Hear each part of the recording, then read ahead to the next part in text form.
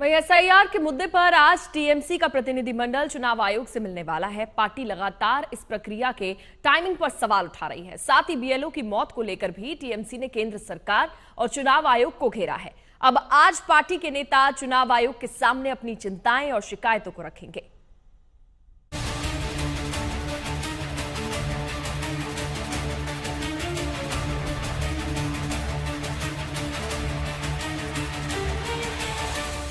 SIR प्रक्रिया पर ममता सरकार और चुनाव आयोग में ठन गई है।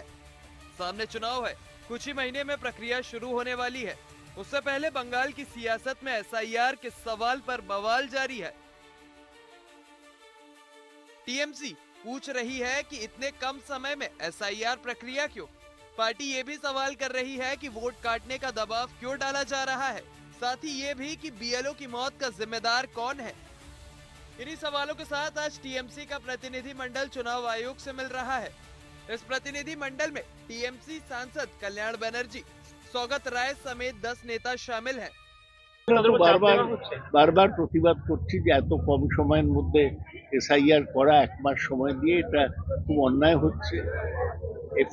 এসআইআর এর সময় যাতে বাড়ানো হয় সেজন্য সুপ্রিম কোর্টও পিটিশন হয়েছে।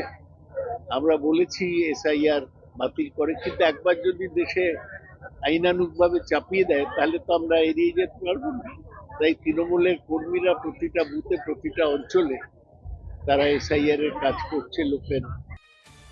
हाल ही में ममता बनर्जी ने उत्तरी 24 परगना में एंटी एसआईआर रैली की। इस रैली के जरिए उन्होंने केंद्र सरकार और चुनाव आयोग पर निशाना साधा। टीएमसी का आरोप है कि जल्दबाजी में एसआईआर प्रक्रिया के जरिए वोटरों का नाम काटने की साजिश की जा रही है। पार्टी की मांग है कि समय बढ़ाया जाए।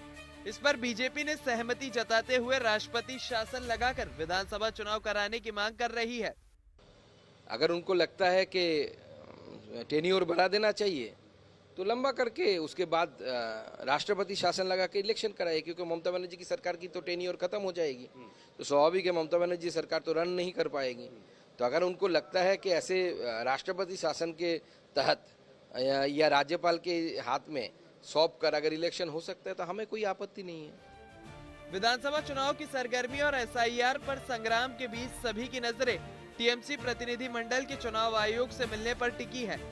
उधर चुनाव आयोग ने आंकड़े जारी कर बताए हैं कि बंगाल में 27 नवंबर तक 7 करोड़ 64 लाख फॉर्म बांटे जा चुके हैं और अभी भी 6 दिन बाकी है। कोलकाता से अनुपम मिश्रा और दिल्ली से संजय शर्मा के साथ आज तक ब्यूरो।